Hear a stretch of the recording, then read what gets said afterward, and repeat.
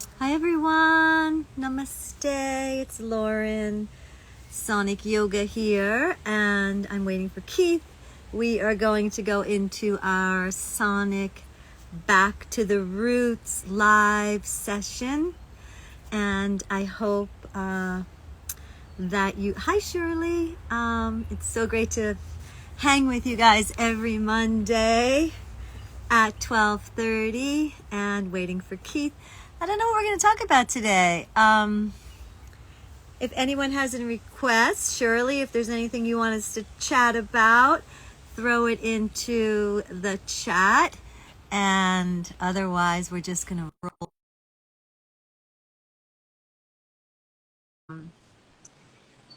here on this beautiful, beautiful spring. It's technically still spring, even though it feels like summer. My glasses got bent. I think the puppy got them. They're like not staying on my head. Hi, Keith. I'm all Hey Lauren, right. how Hanging are you? in. I'm good. It was a crazy kind of a weekend, but Yeah, beautiful. good. And my head's chopped off here. Let me see if I Stunning. can get my hand in this. I need to like lift myself up. I'm a little too high. Sitting a little too high. Oh no, that's okay. Oh, it's great. Hello. What's going on? Hello.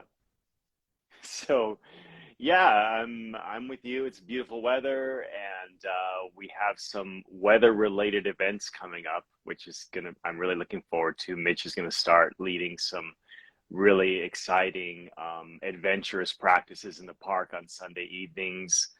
We've set our schedule for the upcoming weekend, so please be on the Okay. lookout for that, everybody, as we've refined our offerings so that we're ready to go for the holiday weekend. And I'm ready to go, and I'm ready to teach tonight. So should come see me tonight too, everybody. Lauren, last week I believe we left off. I led a pranayama exercise, and before we got into that exercise, you and I think we were kind of wrapping up the discussion, or at least putting a button on a discussion that we were involved in mental health. But I think there's so many different areas we could take that we could Mm, actually continue that if you felt mm. like it. Yeah, I'm feeling like, what am I feeling like? Um,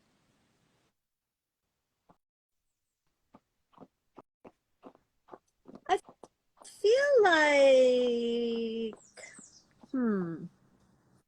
it's so beautiful out. Like I feel like, Ex- yeah, It I just affects your feels like thinking. I I just know. want to talk I about agree. like It's like, celebrating. Like, what are you celebrating today? Like, what, because life is just so freaking hard, and we could just go on and on and on about all the challenges and all the difficulties, and it really, truly, truly yeah, is to be incarnate in this human body. Patanjali had it right. Like we're suffering. Like there's suffering happening for sure.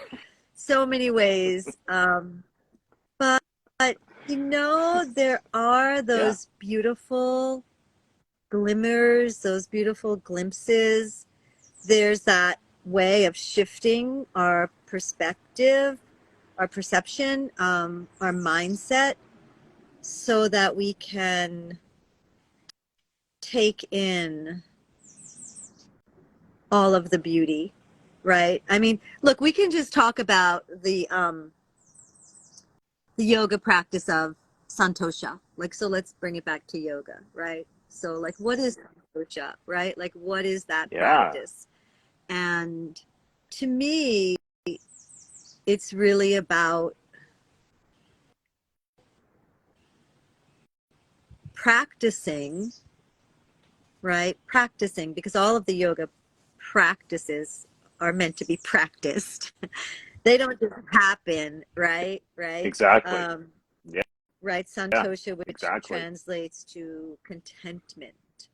But what if you're not content, right? What if you don't feel content? What if you feel stressed or angry or upset or depressed or overwhelmed or any of those average feelings that many of us feel on a daily basis, trying to keep our heads above water in this Yeah, very crazy time that we're living in? What do you do? Like, we have to practice it. We have to practice being happy. We have to practice being content. Yeah. Amen. Exactly correct. This is something that I think people don't quite understand about the idea of contentment in yoga. You actually have to practice being content, not just looking at it as a result of conditions being the way you'd want them to be. And that's very challenging, but it is very important and we can all do it. And I didn't mean to interrupt you, but that to me is just a huge point to be made about the yoga practice.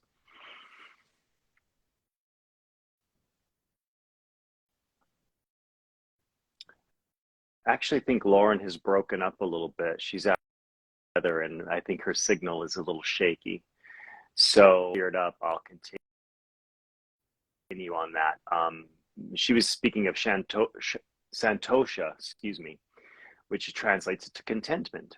And I think in the West, we tend to think of contentment as a result. If the conditions are as we would want them to be, then we can be content. But in yoga philosophy, it's actually meant to be a practice that we really decide that we should be content and we are going to attempt to be content. And then how do we do that? We go through sort of like a little list of things that we should really be grateful for. I think that's where it all starts, right, Lauren? I think you're Yeah, back. You I hit froze for a pause minute, by Lauren. mistake.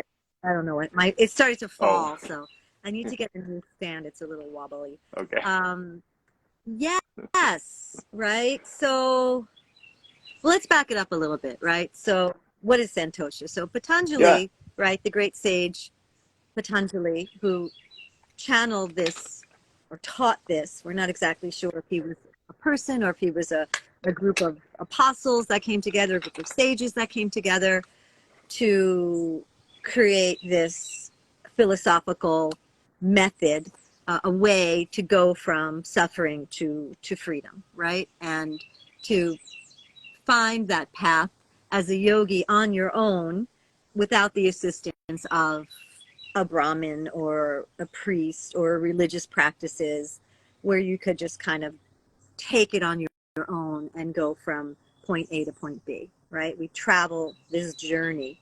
And so the foundation are these things called the yamas and niyamas, right? It's the first limb, the basic, where you got to start when you become a yogi, right? And these are ways of experiencing and moving through life. So the yamas, we actually skipped to the niyamas, but the yamas are the first stage. And those are the practices that we kind of, they help to guide us in our way of interacting with others in the world, right? So that we can have a positive contribution and we can lay a foundation that is solid and that is one of, and I don't want to go too off on a tangent about the yamas. We can talk about those next week. We can go backwards.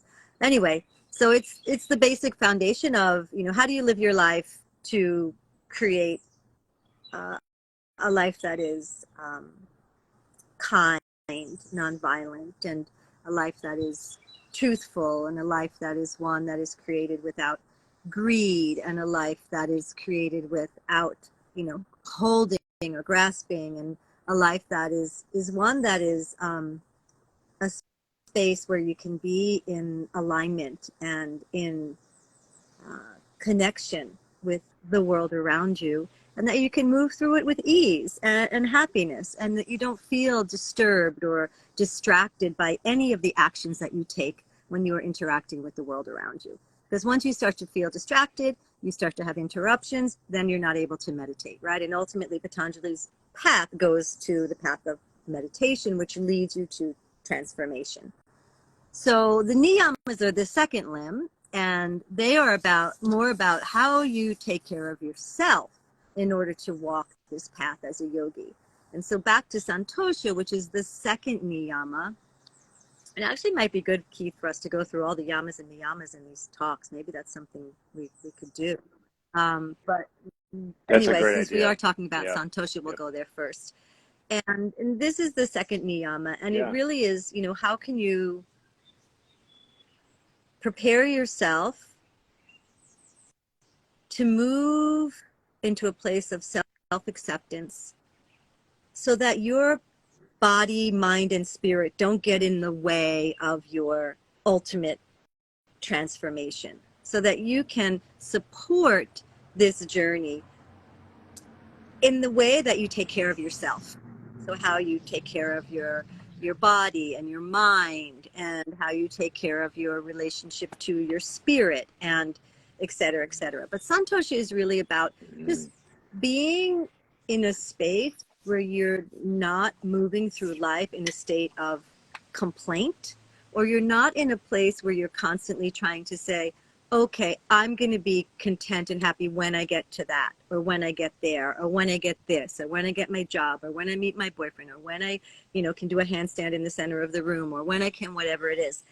Where, right? Because that's just like wasting time, right? Because life is continuing to move. Every day we're growing older, our life is passing us by, and we do have the opportunity every day, even though we haven't achieved some of our goals, to be in the moment, content and happy, just because we are, just because we're here, just because we have the things that we do have, even though we haven't met these ultimate goals that we're trying to reach. So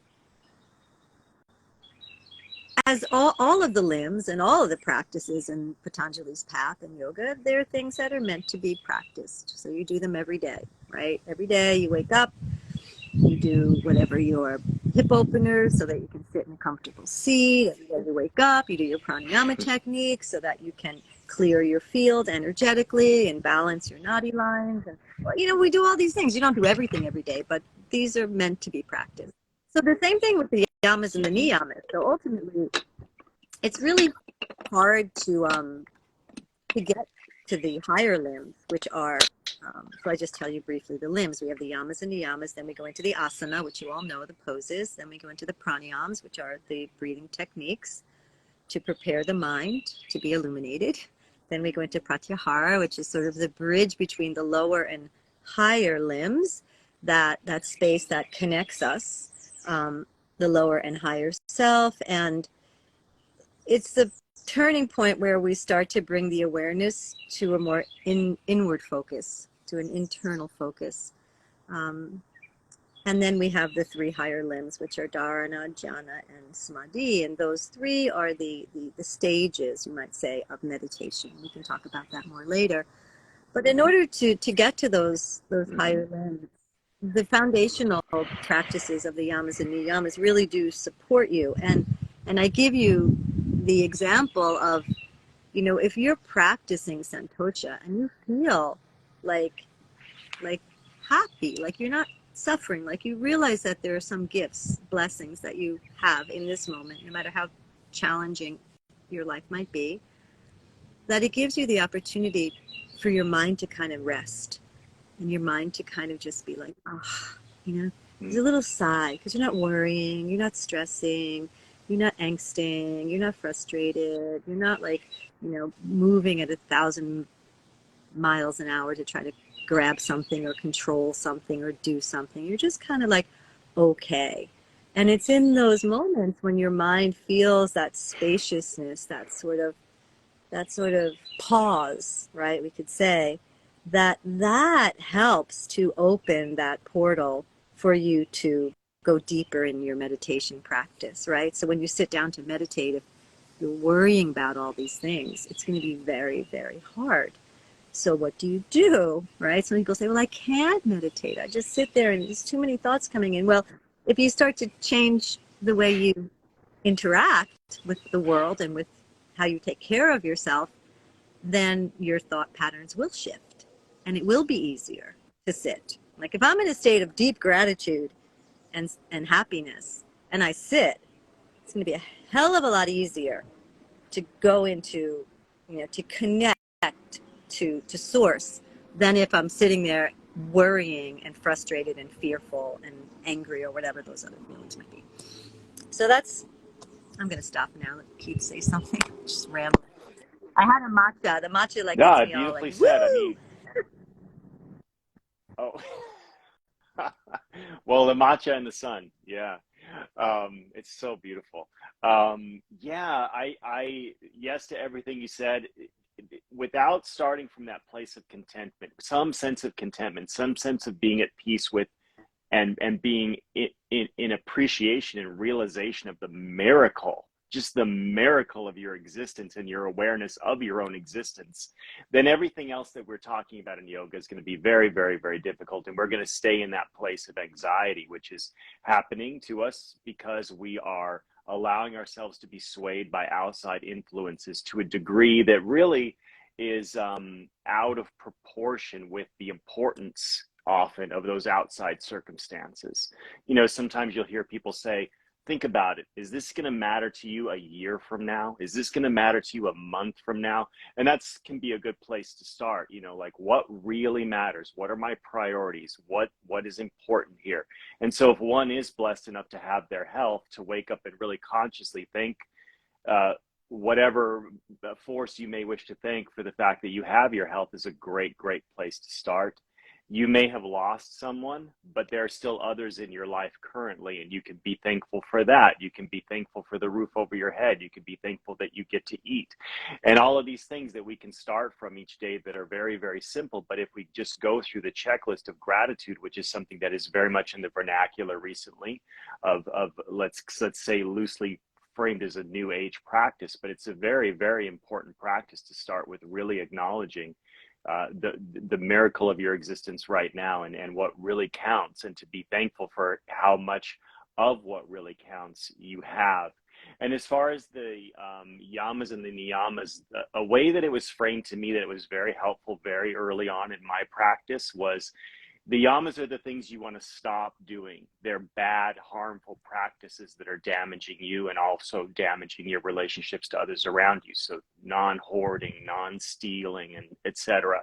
Stuff like that. Things that are pretty common sense, but some of the things we do without really realizing that we're doing them. So we start with things that we're going to stop doing that are not serving us. Once we've done those things, we get into the niyamas, which is now we're going to get into optimizing and elevating the way we operate in our life. And so contentment is one of those. And to practice contentment, I think that it starts, because I'm always wondering, like, well, how can we start people off on this practice who are full of anxiety for reasons that they will feel are very valid, who are very sad for reasons that they will feel are very, very valid? What do you tell them? How do you start? You know, how do you start with this practice of contentment? And it's a tough one, you know, because sometimes I think it can be framed as in, like, people can take that as, well, you don't understand what my problems are. Sure, you're content, but look at you, you know. But you know, so we have to meet people where they are, and I think give them some kind of tangible practice to come into this state of contentment. And gratitude, I think, is the first step. But there are other steps, I think. There are other steps. I mean, there are even physical practices and acknowledgments of things around you in your physical world that are helpful. I mean, this is one reason why I think having an altar or a space in your home that is clear for contemplation and meditation is very, very important. There's a practice from the shamanic tradition, and it's basically a practice of where, you know, the natives were very, very connected to nature and to the earth, and in deep reverence of nature, and felt very, you know, the nature were literally like their god, who and what they were. Right. So there's a practice that a shaman taught me that I find it to be very helpful. And it's really simple. So it's just two words. You say, well, it's four. I appreciate you and thank you, right? I appreciate you, thank you. So like right now, I'm so thirsty. I'm gonna get my water. And I'm like, I appreciate you. Thank you. And there I go. Ooh. Right? So already my vibration has gone from, oh my God, I'm so thirsty, to like, I am so thankful. I appreciate this water. Like, I am so grateful. But it's different than grateful, because it's like I'm actually appreciating it because I'm taking it in the moment, right? So this is more of a practice where you move through your day, and things that you touch and see and feel, right? You say it. So like I'll go into my like just walk on my deck and I have my fig tree there. My husband got me for Mother's Day, and I can just like touch my fig tree and be like, oh my God, I appreciate you. Thank you. Right. Thank you for being so green and beautiful. And like the figs are going to, they're already like have little figs growing. So I'm going to eat them. Right. So, right. So just even like looking up at the sun, I feel the warmth. I appreciate you. Thank you. So it's more of an active practice rather than sitting down. Like usually in gratitude practice, we sit at the end of the day or in the morning or at some point and we just kind of go through a list of things that we're grateful for. This one is more like in the moment Right. as you're moving through your day, right? So you go to the guy who you get your coffee from and it's like, I appreciate you. Thank you, right? For handing me this coffee this morning. It's beautiful because it keeps you kind of going all throughout your day. Um, Yeah, and you're sending a vibration out that's going to get returned to you also when you say to the coffee guy. If you literally said to the coffee guy, you looked him in the mhm. eye and you said, I appreciate you, thank you, that's going to have an effect on the coffee guy. It's And it's just going going to to come make you back feel your so way. good. First of all, like Yeah, whenever we yeah, express something, and say thank you in a heartfelt way to someone, it just is, it opens our heart. Like the heart chakra opens, right? And when the heart chakra is open, it's just, it releases those happy hormones, right? So we can go into like more of a scientific, why does gratitude make you feel good? Well, because it literally releases serotonin, oxytocin, like all of those happy hormones get triggered. And there's even that research that has been done about the smile. Like if you smile, it will yes, release endorphins and you'll get happier, right? So that's another practice you can right, do is smiling. Oh, right. and the other best one is the laughing yogi. Do you remember the laughing? I mean, there's a few different laughing yogis, Yes, but I there was do. one that I was obsessed with back in the early 2000s when we first opened Sonic. I used to take his class all the time online. I don't even know his name. He was just called himself the laughing yogi. But if you Google it, um, you can find him on YouTube. And he Hmm. is Easily. just, I mean, you take that laughing yogi class and he basically just laughs and then you laugh and he teaches you how to laugh and you practice laughing. And before you know it, you're just like, there's no way you're going to be in a bad mood if you hang out with the laughing yogi. Right. Undeniable. And so it's he's a great proof that, this stuff works. You have to take a little bit of a leap Yeah. and try it, Yes, but it works. absolutely. Saying, So let's summarize. So a couple yeah. of things we talked about for is, the practice of santosha. Um, in positive psychology, another thing they do is they celebrate their successes. So um, Hmm. celebrating your successes is another way to kind of help yourself to feel good in the moment. It's like, what did you do today? What did you succeed at? What did you achieve? Right? Just focusing on the positive um, contributions that you've made to society, to your work, to your life, to your family, to your relationships. But we talked about gratitude. We talked about I appreciate you, thank you. We talked about smiling, laughing yogi. So all of Hmm. those things can be a way to trigger this feeling state of santosha, where we start to, as Keith said, refine our consciousness on the path to meditation and ultimately transformation. So And there's also a no, replacement that's that's okay. happening. So sorry, I hope I didn't interrupt you, but there's a replacement that's happening. Like, let's say if you're used to in your day just flipping on the TV right away and having that kind of input, but instead of doing that, you're going to leave that off for a while and you're going to walk around the house and look at your house plants that are so beautiful that you've nurtured and express gratitude, just like with your fig tree, and go out and look at the sky and the clouds or the lack of the clouds or whatever it is, or the rain that's coming down. If you spend a little time on that, something else is getting a little less of your attention. And you're bringing your awareness into something much, much more positive and absolutely real and authentic and truer than the things that are often the inputs that we rely on, like anything from the media. So I think that's another thing that is a big, big, big part of this practice of contentment, which is just the practices themselves will leave you less time for a lot of negative influences in your life, and that will also make a great Yeah, and we change. talk also a lot about in the world, the business world of consumption versus creating, right? So if you're spending 80% of your time consuming and only like 20% creative, your chance of being happy is much lower. The more time you spend creating and the less time you spend consuming, the happier you will become. And that's been, you know, proven scientifically. So it's we are a culture Bingo. of consumption, right? Especially with social media and all the, you know, consumerism and these kinds of things. So that's important to contemplate as well. Are you spending time in your day creating something, anything, right? Whatever that. Yeah. Anything. Okay, so we Hmm. have 1 minute left. There's a little meditation I always like to do that makes me feel really, really good. This is short because we don't have time for long. There's lots of long ones, but and this is a practice. I think I learned it from Sally Kempton. I think I can remember. And so it's just repeating 3 phrases. And the first one is, "I am consciousness." The second one, "I am bliss." And the third one is, "I am Shiva." And when she says Shiva, she means Shiva, which is the energy of transformation, right? So I have the potential to transform.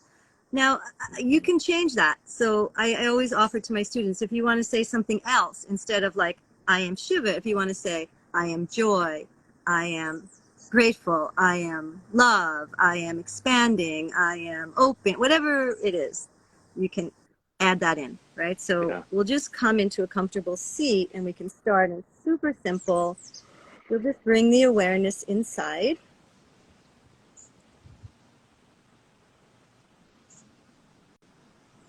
And first ground yourself. Feel your sitting bones anchoring down into the platform below you, wherever you're sitting.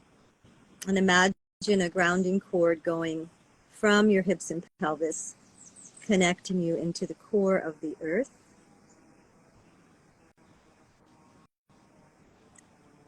Feel gravity relaxing your ears, your eyelids, your jaw, your shoulders, your arms, your hips and pelvis, your legs. And then feel the dunda of the central channel moving from the earth, reaching upward toward the heavens. And finding that beautiful balance of active and receptive energy so that you are not disturbed by your body. And then bringing the awareness to the central channel, you can start to watch your breath. And inhaling as the breath goes in through the nostrils, down through the throat, all the way filling the base of the lung. And then exhaling as the breath flows up and out through the torso, passing the heart, throat, and out through the nostrils. Inhaling and exhaling. And find a rhythm that is comfortable for you.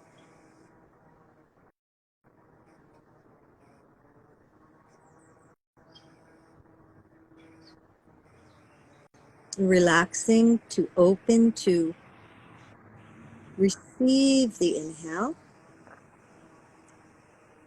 letting the belly become full, and then relaxing once again as the belly pulls in and the breath just flows out. So on the inhale, you'll start to repeat, "I am consciousness, I am bliss." And then on the exhale, "I am Shiva." And you let your awareness land right above the crown of your head at the 8th chakra. So inhaling, "I am consciousness, I am bliss. And then exhaling, and you can use whatever descriptive word you like. I am joyful. I am content. I am radiant. Whatever's coming up for you. But I would use the same one every time. So we'll do this together for like 9 rounds. Inhaling. I am consciousness. I am bliss. Exhaling. I am. Inhaling. I am consciousness. I am bliss. And exhaling. I am. Inhaling. I am consciousness. I am bliss. And exhaling. I am. And then taking 6 more cycles on your own.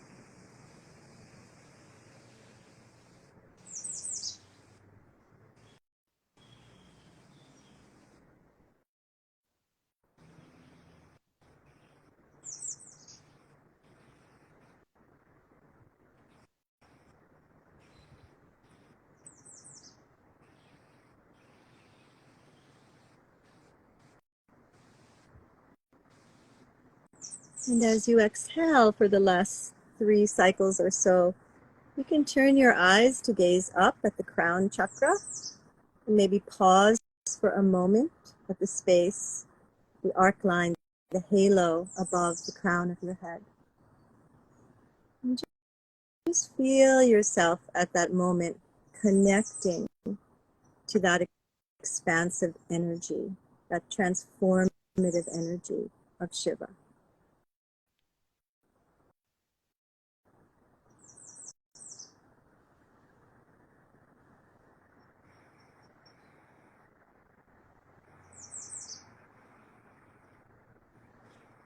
Beautiful.